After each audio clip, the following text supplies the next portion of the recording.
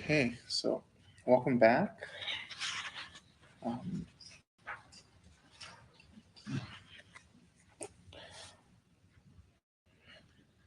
so tonight I wanted to continue um, our practice with the Medicine Buddha um, Tantra and the practice associated with Medicine Buddha, and also talk a little bit about how we can use this practice given the current kinds of violence that we're experiencing and witnessing right now.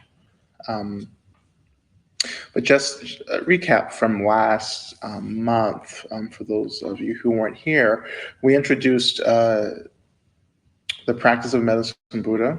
Medicine Buddha has traditionally been associated with healing. So the Medicine Buddha practice has been a practice that we've done and chanted traditionally to experience physical, emotional, spiritual healing. And it's a profound practice for that. I have personal experience with the practice really helping with um, definitely physical obstacles, illnesses, injuries, and so forth that I've experienced. Um, the question of Medicine Buddha and the practice of Medicine Buddha, for me, is very much related to how the mythology around Medicine Buddha speaks to an understanding of healing and what healing is, or what wholeness is, rather. Uh, the story of Medicine Buddha is a very similar story related to many beings within this mythology that have, through many lifetimes, worked to accumulate wisdom and merit, and has resulted in the experience of enlightenment for an individual, um, and the manifestation of Buddhahood and appearing in the world as an enlightened Buddha. So, with Medicine Buddha in particular, his mythology is really about a being who had, over many lifetimes, developed an aspiration to free beings from suffering. And so that's, the development of bodhicitta. In particular, Medicine Buddha was very much um, committed to social justice. So he was very much committed to issues of equality, issues of fairness. When we read the Medicine Buddha Tantra, we understand that the Medicine Buddha, life after life, developed 12 aspirations. We call them the 12 aspirations of Medicine Buddha. And this is something that I really actually find it to be very believable in particular. So this idea that someone can be reborn and pick up kind of these aspirations that they've developed over other lifetimes. Um, and I believe that because, a very similar thing happened to me in this life. If you read, so Radical Dharma, if you read my chapter um, on called the seven movements. I talk about in one of the movements about my own aspirations to practice Dharma and to become a Dharma teacher, kind of miraculously appearing out of nowhere. Before I had a practice, before a sangha, before a teacher, before refuge, before bodhisattva, before really anything. And how those aspirations, there were three aspirations, how they kind of just appeared out of nowhere with no context. It was no thinking before ahead of time. It was no discernment. It was just sitting one day and just these three ideas popped in my head, very well formed, very, very clear. Um, and so from that point on, I really actually became a believer that we can actually develop aspirations um, in other lives. And then those aspirations, if we really invest in the cultivation of those aspirations, especially if those aspirations are about benefiting ourselves and others, or rather benefiting mostly others, and then of course that benefits our practice. Those are, I guess, really deeply imprinted into our consciousness, and that guides us through each rebirth. If you buy into the rebirth and reincarnation. So aspirations, for me, after that realization, really became very important. And anytime I wanted to accomplish something, then the advice my teachers would give me was to start making aspiration prayers.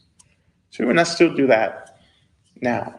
Of course, larger aspirations to achieve enlightenment, to benefit beings, and so forth. So very mundane aspirations, like getting something I really want. Like a new car, or but all of that, I think, is about focusing, training our minds, and I think when we are able to do that, causes and conditions begin to shape around that. We unconsciously begin to move forward and to accumulate the things that we need, especially if it's really for the benefit of others. So I believe this is exactly what Medicine Buddha did over and over, many lives, and like he would develop aspirations, really work to fulfill them. They would be deeply imprinted into his mind stream, and then he would be reborn, and those aspirations would continue to appear over and over again. And maybe these aspirations didn't come to him word for word, as we see them in the Tantras, as they've been translated. But the general impressions, I think, reemerge over and over again. And so that positioned him as very much as an activist, as a social change agent. He was very much concerned with, the fair treatment of people. He was concerned with totalitarian regimes and the violence that created for people. He was concerned with people having the resources that they needed to live, to be happy: food, medicine, clothing, housing, very basic necessities. And so for me, that makes him a very interesting figure and practice to engage with and to engage in. So when I chant Medicine Buddha, it's not only for healing in this very traditional, holistic way, but it's also for the direct alleviation of violence and inequality and fear, the many things that many of us struggle with in our daily practice and in our daily lives too. And so that's Medicine Buddha, very much in a nutshell. So when we think about some of the things that we've been experiencing, and I've been really, have been asked several times to talk about some of the violence that we've been experiencing as a community, as a nation, as a world, as well, and to look at what that triggers for us, even to look at what that doesn't trigger as well. But if it does trigger something for us, it's often very confusing, it's very difficult, very heavy emotions, a lot of sadness, despair, outrage, fear. And that can be very paralyzing. That can be, it can seem like it's very difficult to hold in our practice. And if we look very closely, we see that these experiences, the triggered emotions, are really positioned somewhere in the body. So there's somewhere in the body where we're feeling this, if we allow ourselves to feel into the body, and developing a relationship to where that is located physically in the body can be an important practice to work with. It can help to embody us in a way that we can actually start channeling some of this heaviness in the body into different kind of streams, different avenues um, that can make it very useful for us. Um, and not that we feel better, but once we are able to kind of get things moving, to get some of this stuff that feels very heavy and solid in the body. Once we start breathing into it, relaxing into it, actually shifting it around in the body, we find that there's a lot of spaciousness that can open up, so we're not so heavily identified with it and contracted around it. And it becomes a process that we work with. We continue to work with daily, I think, in our own practice. So we couple that practice with some of our traditional practices of chanting, um, practices like Medicine Buddha, Tonglen, loving kindness. Um, we do foundational sitting practice, calm abiding, shamatha, vipassana, mindfulness of the body, mindfulness of the breath. We pull these strategies together into something that allows us to feel a little more liberated in what comes up for us. And once we're able to hold space for ourselves, we're actually able to be in the world in a way that's not so fear-based and fear-identified, but it's in a way that there's this incredible spaciousness around us, that so whatever comes, it comes, and whatever happens, happens. But all of that happens within this spaciousness that we're cultivating, the practices that we're working on. But it has to be something that we're doing constantly. So it's not something that I feel like we can just do off and on. I think the managing of emotional trauma, physical trauma as well, is something that has to be continuous, and there has to be some diligence in the way that we're approaching it. Because that makes what we experience manageable and workable. I think that sometimes we fall into the space of believing that what we experience is overwhelming, is too much. So often when that happens, there's this very strong identification with a sense of self, with an ego, that can experience a sense of being overwhelmed and shut down. So when we're able to do these relative practices, we're able to look at that fixation on ego, we're able to dissolve as much as we can. And that little dissolving that we're able to do actually triggers more openness around it. So we're not so clinging to it, but we loosen up a little bit. And that loosening helps us to feel a little more settled and balanced in the world. Not that we stop experiencing difficult emotions, because we still do, but we experience it within a little more space. So we can be upset, we can be sad, but within that sadness, there's a space there where we're able to actually have an awareness of other things happening around us. And within that space, also, I believe that there's also there can be a sense of happiness too. So we can be in the world in these really direct ways, and we can be really engaged in what's happening in our own lives and in the lives of those around us, and that can be really maybe a very intense experience for us, but there can always be this spaciousness that we're able to come back to take refuge in. And we don't experience as much of this sense of shutting down and being overwhelmed as we may usually experience if we're contracted.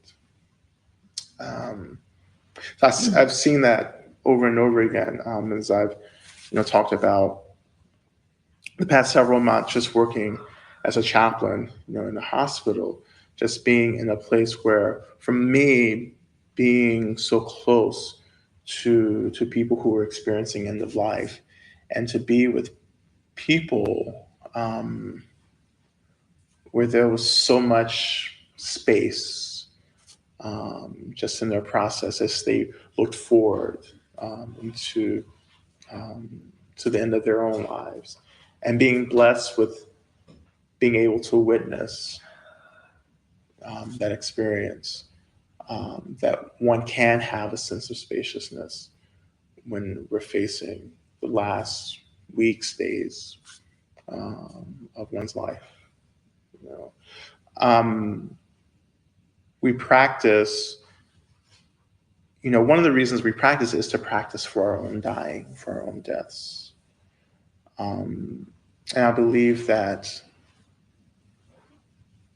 it's not that we're going to be really conscious and aware at the time of our own deaths. We may not. But what I do believe is that our practice, the depth of our practice will actually reveal itself in times when we feel like, or when we can't practice. So I think some of us may have experienced that so far, in times where you're not conscious of practice, but something just clicks, something's on. Like you may be dealing with a crisis, and you're not necessarily thinking, "Oh, I need to chant, I need to watch my breath, I need to do shamatha," but you're just open and spacious and clear and direct, and you're moving through the crisis in a way. And I think that's what is happening at the time of death with our practice, is that our practice is just there when we need it. It's not something we think about. So I think about even now, when it seems like every day we get up and there's something, something has happened. And we say that, oh, this is other thing. Yesterday there was a terrorist attack in Turkey. We say, how can we deal with one more thing? And for me, it's always this acknowledgement that there's this thing that's happened, and there are people who have died. And I allow that to be a contemplation. And as I'm working in with this contemplation, just allowing my heart to open up, the empathy to open up, the compassion, everything. I pull in all these relative practices that we work with, and allow that spaciousness to be there, to remember, to honor, and it was the same for the Orlando shooting as well. It was very easy for us to shut down and to put that aside and say, well, that didn't happen in Massachusetts or in North Andover. Because nothing ever happens in North Andover.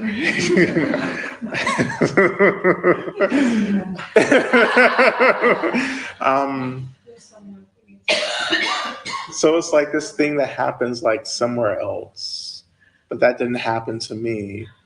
And I wonder, if we, can challenge ourselves to, instead of just going to the place where we shut down or going to the place where we're overwhelmed, and we shut down because we're overwhelmed.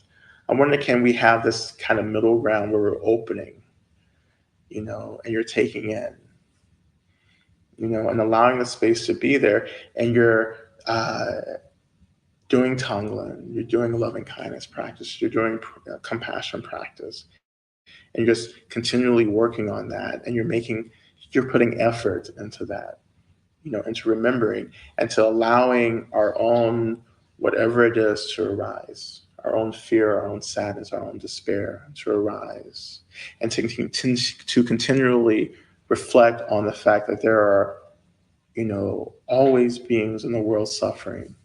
And I am also one of those beings who is suffering. How can I continue to hold space for that? Because we can hold space for that. We can be present to it, and we don't have to be exhausted in doing it. We don't have to get tired in being compassionate.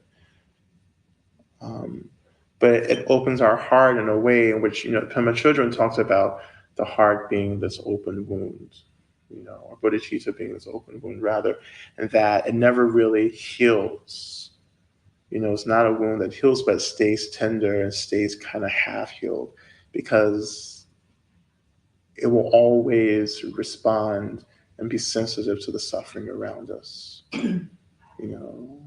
So I think what we're trying to work against is that wound of the heart closing up completely, and we become numb to the suffering around us.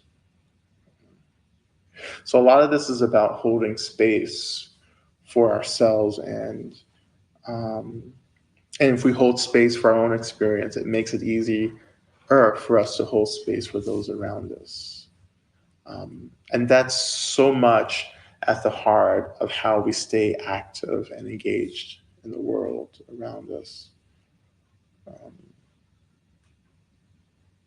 That somehow we have to cut through these cultural narratives that we're all struggling with. And one of the cultural narratives, that I struggle with and I try to practice with and work through is this narrative that, it's not okay to be sad. It's not okay to um,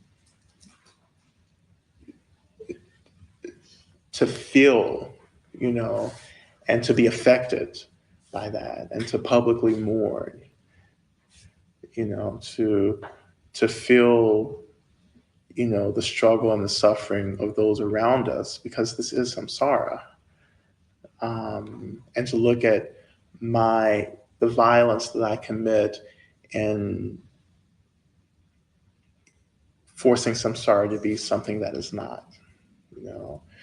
Instead, I look at my relationship to samsara and say, maybe it's me that's the problem.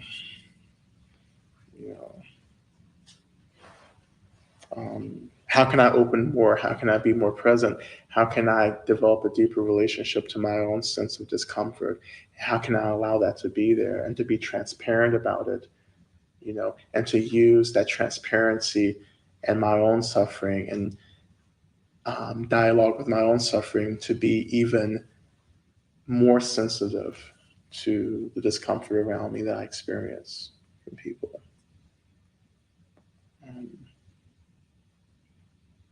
And how can I do that and cultivate the spaciousness for me to remain in the world and not overwhelmed and not shut down? How do I remain raw and open? Which is those are very strong words, raw and open. Um, and knowing that we won't know everything that's happening in the world. We won't know everything, all the acts of violence, but we will know only what we have access to, what's reported and what is, it's given to us in the media, But even that's enough for us to say, this is what I see, this is what I'm able to read and witness, and I know that there's much more happening, and there has always been much more happening, and I want to acknowledge that. There are many lives that are lost every day in the world. And I think it's really beneficial for us just to have a simple practice where every day we're just acknowledging that. When you wake up, you wake up and you contemplate, so many people did not make it, tonight. So many people did not wake up, and I have this fortune of waking up, and living another day. How can I do that? Honoring all those lives that have been lost since I went to sleep. So really just basic remembrances like that are important to keep us connected. And to, and we talk about the world and the violence in the world, and bringing that back a little bit instead of like putting everything on the world, because what is the world? I don't know, So we are the world. So when I talk about the violence in the world, another thing that I'm actually saying is I'm talking about the violence in my experience, how I am both a victim and a perpetrator. and that I have hurt many people. I may not have killed anyone. At least I hope I haven't killed anyone. Um, but I've said many harsh things. I've hurt many people's feelings. I've broken many promises. I've gotten into a few physical fights before. Um, but I'm not the saint. I understand the nature of violence because that's been so much of my experience, growing up. And we understand violence, in ways that we're not comfortable in acknowledging and admitting. So how can I, again, use the practices that I'm learning? How can I use this act of remembering to limit the harm that I commit to myself and to others around me? Both physical harm and also psychic, emotional harm and violence. And often a lot of this violence happens through our speech, through harsh words, through criticism, through, like harming speech, like that.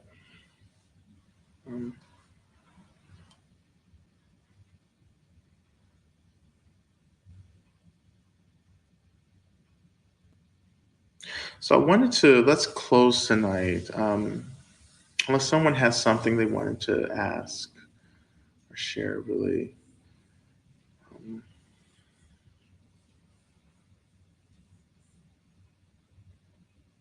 So if no one has something, you can come to me afterwards too, after we finish. So I'm going to chant Medicine Buddha for the next couple of minutes. And when we're chanting that, just really bringing to mind just actually offering things that you may be struggling with. It may be things that you're trying to wrap your mind around,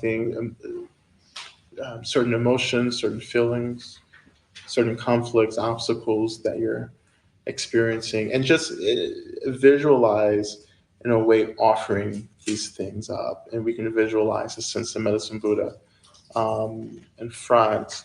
And if you know what Medicine Buddha is, it looks like, so Medicine Buddha is this, it's this figure, but you can try to visualize Medicine Buddha, but I think it's also just as powerful to have a sense that Medicine Buddha appears in front of us and that we also are emanations of Medicine Buddha.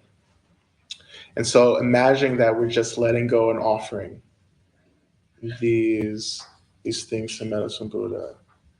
And Medicine Buddha is transforming these obstacles and purifying them and allowing us to experience more spaciousness as we relate to them. So it's understanding that and seeing that as healing for us. So I'll begin the mantra, and you can just join in when you feel able to.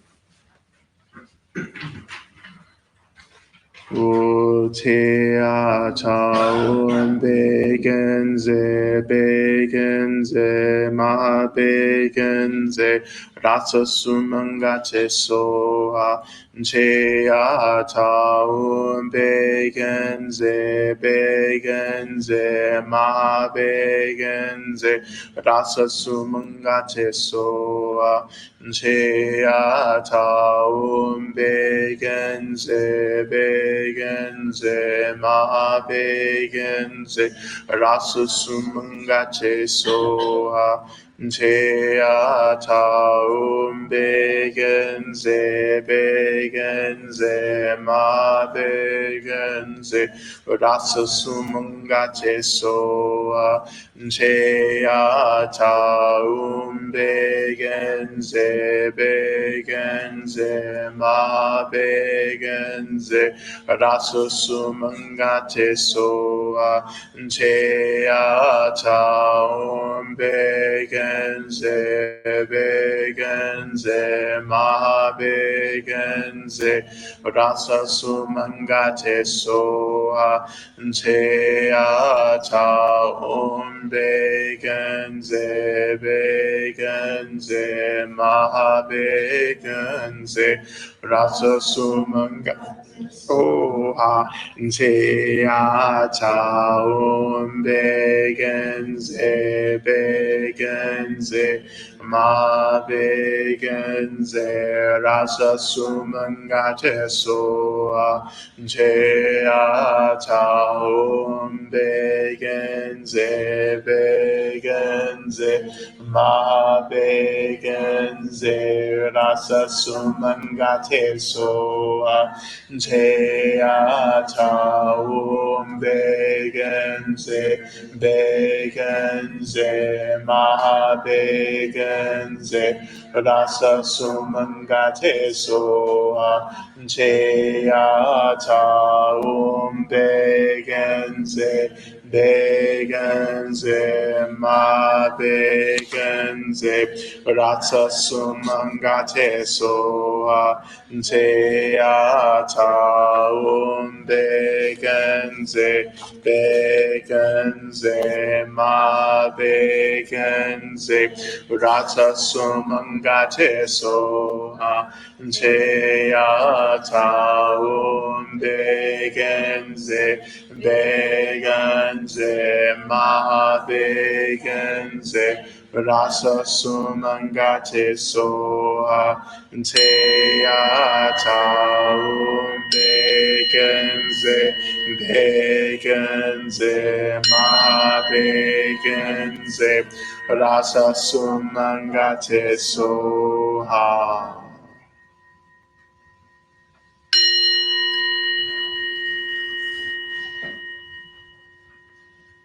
Just dissolving the sense that Medicine Buddha is in front, allowing that the light from Medicine Buddha, from the desolation to dissolve into our own heart centers.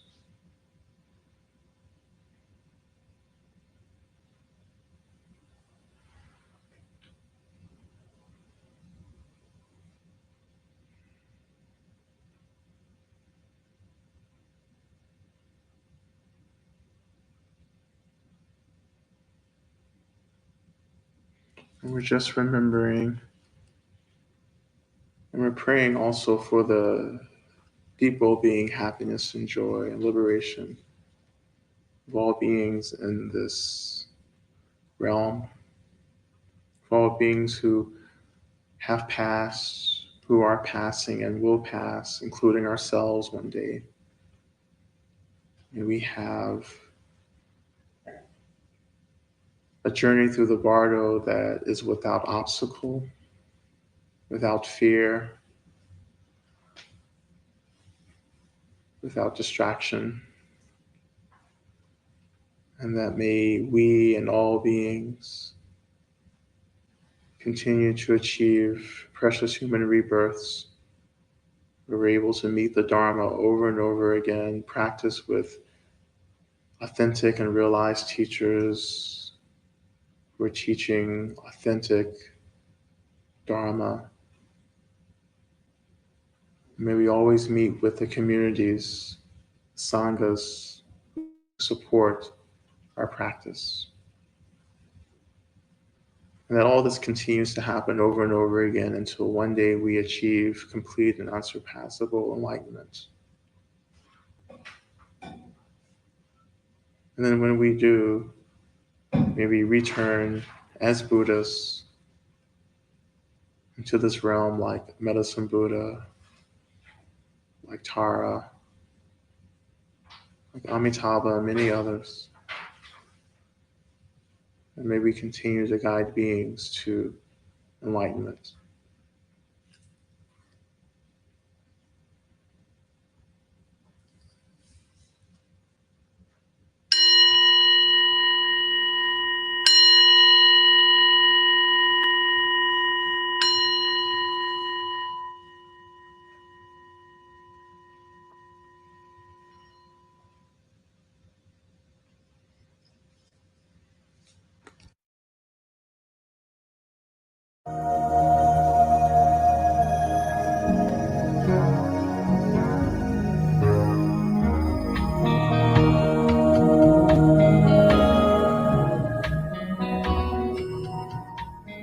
Welcome to the Joseph Goldstein Insight Hour. This podcast is an expression of our shared interest. Okay, so welcome back.